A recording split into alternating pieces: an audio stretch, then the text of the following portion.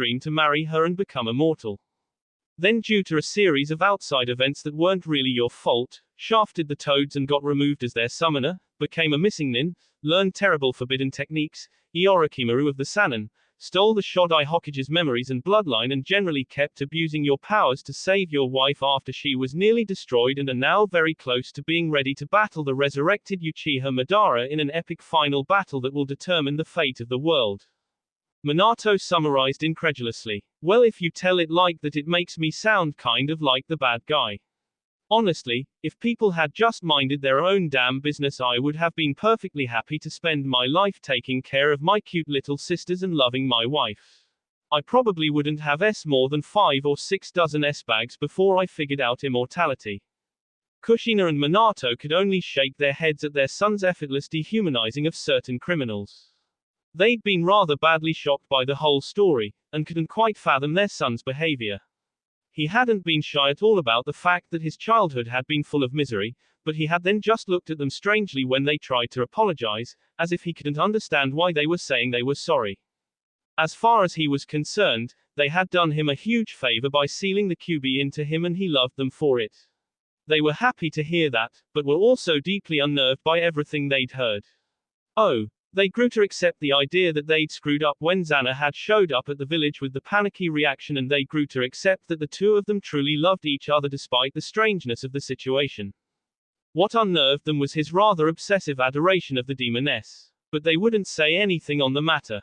It quickly became obvious that even though he loved them, their son had no real attachment to them, which made sense considering they were They would take this opportunity to spend some time with their son before he released the Edo Tensei and sent their souls back where they belonged.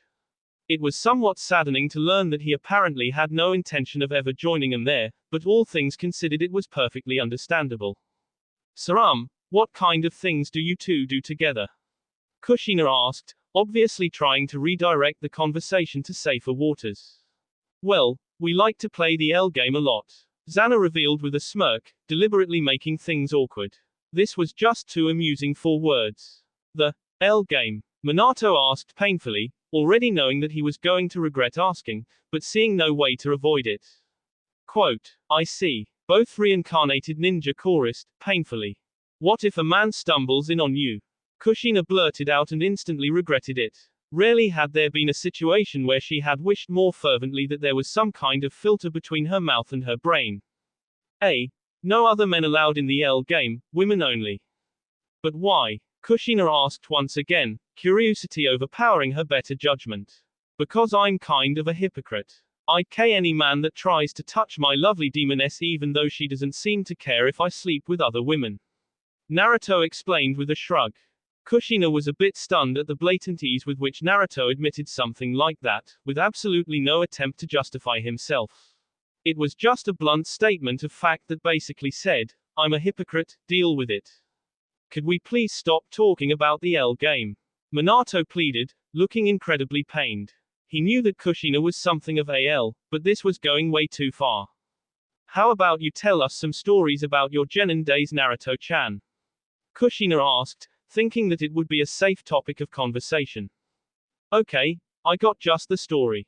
Jiraiya came to get me for a mission and told me that we were heading out to get Tsunade so that she could become Godime Hokage. Naruto began the tale. Quote, And that's how Jiraiya got inspired to write Ika Ika, Shibari. Naruto finished, looking inordinately pleased with himself. Minato lowered his head into his hands in disbelief. Dear sweet merciful God, is it wrong that I'm starting to feel grateful for being I love my son, I really do, but he's completely insane. Kushina was having a somewhat different reaction. After getting used to the idea that her son was an utter L, she was able to look at it all from a different perspective. My son, he is so manly. She exclaimed, having realized just how much guts it took to consistently pull off the kind of madness that he did. Thanks Mom, you're the best. Naruto said with a grin before looking towards his sulking father in confusion. Quote, But what's up with Dad? Kushina looked at her husband and cuffed him slightly on the head. Don't mind him, he's always been a bit flaky. Do you have any stories that don't involve Minato asked, wanting to learn something else about his son aside from his apparently supernatural ability to make everyone uncomfortable with his blatant Well, there was this one time when the Hyuga main house pissed me the F off by putting that caged bird seal of theirs on my cute little sister. Minato made an imperceptible sigh, having the feeling that he knew how that had ended. Both he and Kushina had picked up on Naruto's bizarre little sister fetish by now, and if they were reading things right, then there was really only one probable outcome to that situation.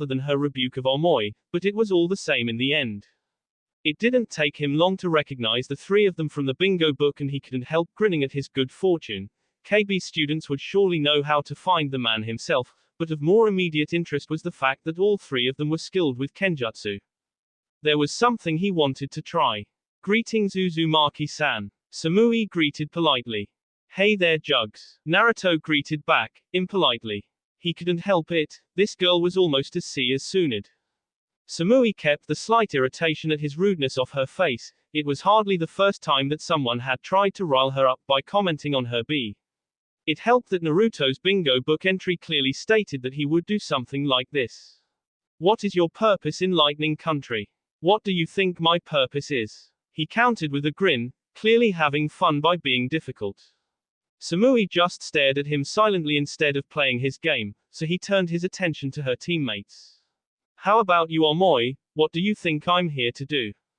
Omoi grabbed his chin in thought while he swirled the sucker around in his mouth, dropping out of the cautious stance that all three of them had been in so far. None of them were too surprised that he knew the names already, they were in the bingo book after all. You're behaving very calmly and you approached in the open, so your intentions probably aren't hostile, unless that's what you want us to think and you're trying to use us to get close to the Raikage and him. Or maybe you've fallen in love with either Samui or Karui at first sight and you're trying to get into their panties. The white-haired man said speculatively. Naruto looked oddly at the man, trying to figure out what kind of thought process had led him from the wreckage to falling in love with the two women present.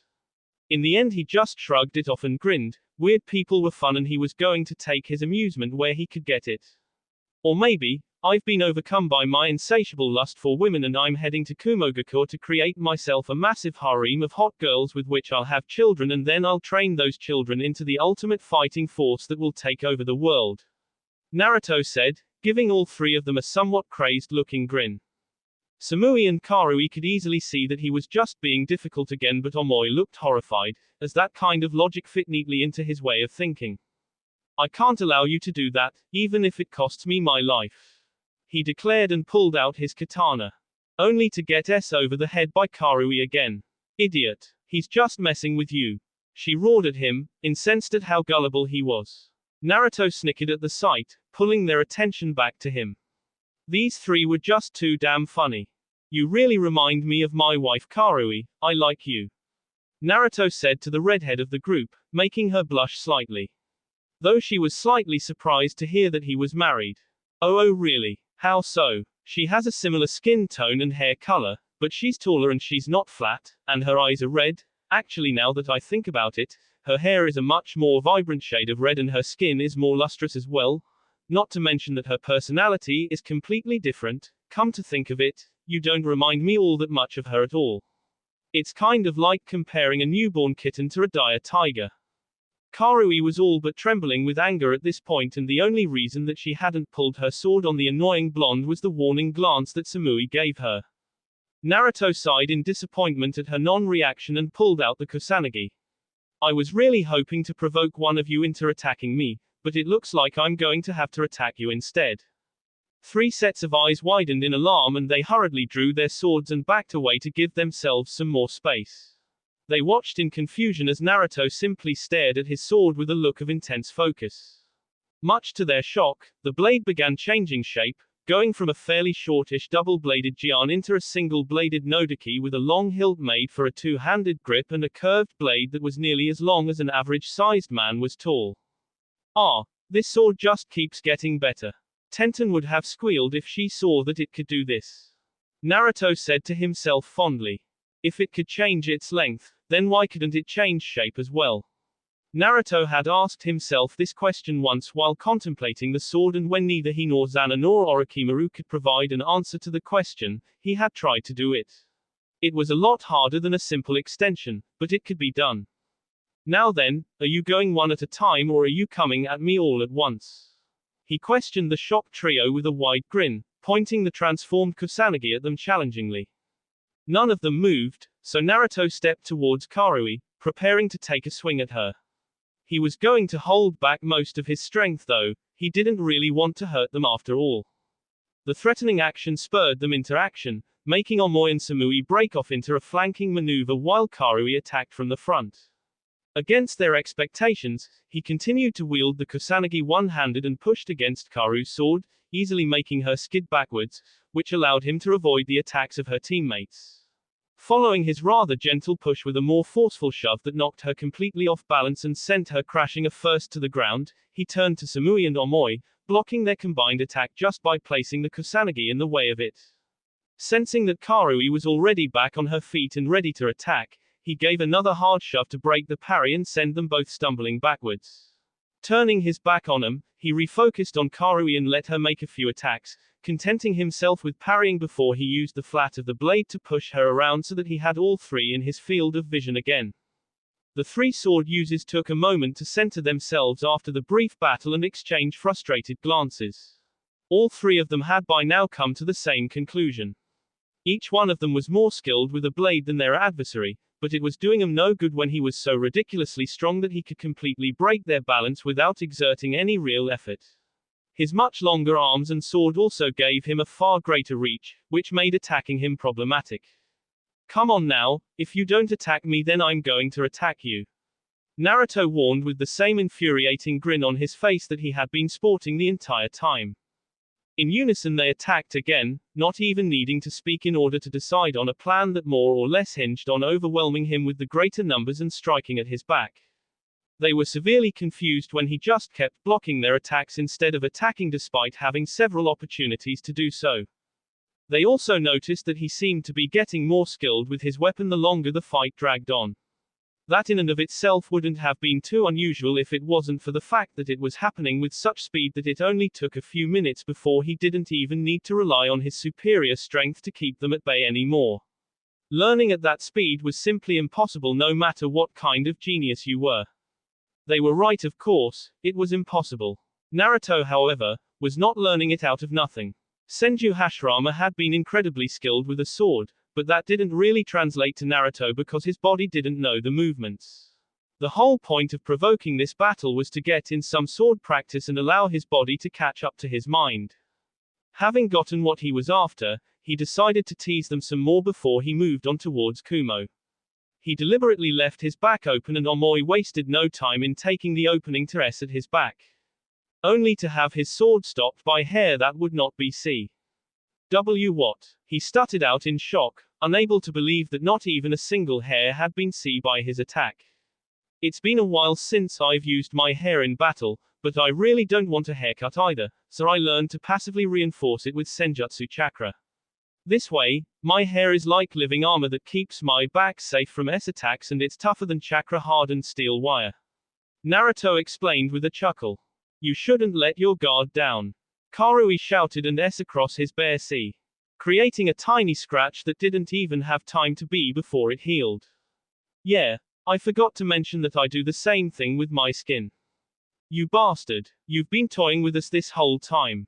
Karui roared angrily and focused her fire-natured chakra to flow down her sword and coat it in fire. Immediately afterwards she launched herself at Naruto in a furious assault. Whoa, it's like fighting a berserker kitten of chaos and destruction. Naruto exclaimed with a snicker that only pissed Karui off even more. Come at me, L. Samui grimaced slightly as she and Omoi coated their blades with lightning and went to back up the teammate. The fact that they were being toyed with had been obvious from the very start, which was why they hadn't used chakra flow to enhance their blades up to this point. They had no idea what Uzumaki was after, but he didn't seem interested in actually harming them and it was generally a bad idea to escalate the battle against a far superior opponent. Instead of using wind, which would have been quite a bad idea against Karu's fire, Naruto simply enhanced the Kusanagi with raw chakra, which prevented the lightning-charged blades from shocking him. Karu's fire blade wasn't really affected by this, but Naruto's glowing blue blade was easily dealing with all three of them now, putting him exactly back to square one. Another few minutes later, the three Kumo nin were starting to get tired from the constant blade work and the strain that Naruto's superior strength put on their muscles. Not to mention that they'd wasted about a quarter of their chakra reserves and had nothing to show for it. They didn't dare use anything from their limited repertoire of ninjutsu, well aware that getting into that kind of battle against a Jinchuriki was stupid in the extreme. If Uzumaki wanted to stick with blades then that was just fine with them. What do you want, Uzumaki-san? Samui asked, her voice now much colder. Stop playing these uncool games and just tell us. Naruto sighed and put away the Kusanagi, sealing it into his coat without bothering to turn it back to its previous shape.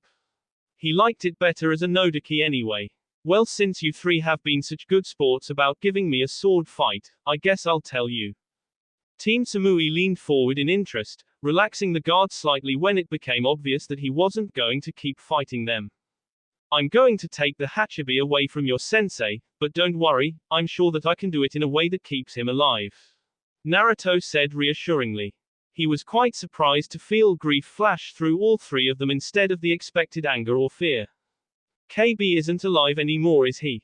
He asked with resignation, already having a very good idea who was to blame for that one. The Kumo nin were surprised that he'd picked up on that so quickly, but gave short nods. Technically they weren't supposed to tell anyone about that, but he already knew anyway. His intentions of stealing the Hachibi from Kumo aside, he hadn't actually done anything worth fighting over, so they would stand down for now. OF all kinds of duck. Naruto said with some frustration and looked towards a random direction in the distance. You just had to make things difficult, didn't you? Of course you did, it would be too much to hope for that. You'd just sit and wait patiently for me to K you're resurrected. See? Wait, you know who KR sensei? Who was it? Karui demanded,